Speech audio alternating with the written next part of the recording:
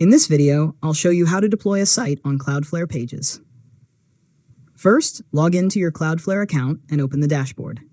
Next, go to Workers and Pages and select Create Application. Now choose Pages and select the option to connect to Git. After that, connect your GitHub or GitLab account and choose the repository that contains your website. Next, select the production branch and enter the build settings for your project. If your site doesn't require a build command, leave that field empty.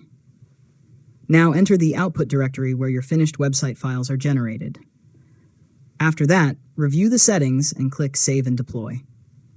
Cloudflare will build your project and publish it to a Pages URL. Next, open the provided URL and test your website to make sure everything works correctly. Finally, if you want to use your own domain, open your Pages project, go to Custom Domains, and follow the steps to connect your domain. And that's it. You've successfully learned how to deploy a site on Cloudflare Pages. If you found this tutorial helpful, make sure to subscribe to LearnModelab for more tutorials.